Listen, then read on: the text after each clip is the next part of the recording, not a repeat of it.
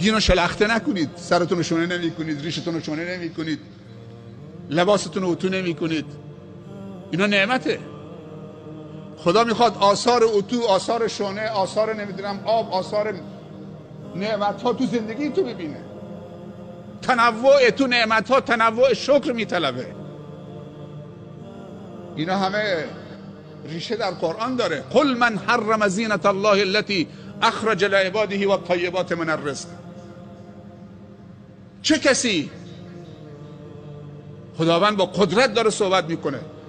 چه کسی دخالت در برنامه های من میکنه؟ قل من حرم زینت الله. چه کسی زینت هایی که خدا برای زینت بخشیدن به بندگانش قرار داده حرام میکنه؟ پیامبر صلی الله علیه و سلم همیشه 4 چیز همراهش بود تو هر مسافرتی: 1 شانه، 2 آینه، 3 مسواک، 4 بوخوشی.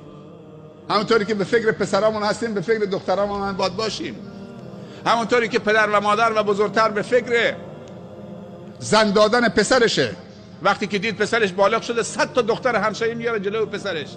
پسرم این دختر میخوای، این دختر میخوای، دختر عمت میخوای، دختر خالت میخوای، چادرم سرت بکنم، سرم بکنم برم خواستگاریت. ولی آیا پدری و مادری به دخترش گفته دخترم نیاز به شوهر ندارید؟ خجالت میکشم. من که ندیدم تو این دور زمان، خیلی کم، یه پدری که 2 تا دختر داره به جوانی تو مسجد تو جامعه تحصیل کرده است، مؤمن خوبه، متواضع است، پاک با تقواست، متواضع، برای امرار معاشش هم داره تلاش میکنه. پسرم با دختر من ازدواج نمی کنید؟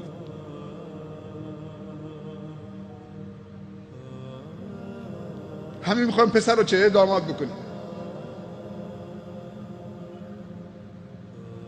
اون یکی غریزه داره، یکی غریزه نداره.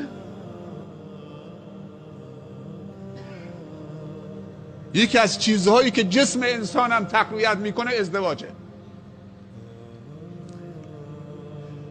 پس غذاهای سالم، ورزش، استراحت، خواب جسم رو تقویت میکنه. خواب، ازدواج جسم رو حفظ میکنه.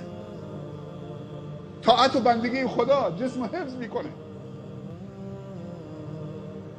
حرام آدم رو نابود میکنه. محرمات جسم رو بیمار میکنه.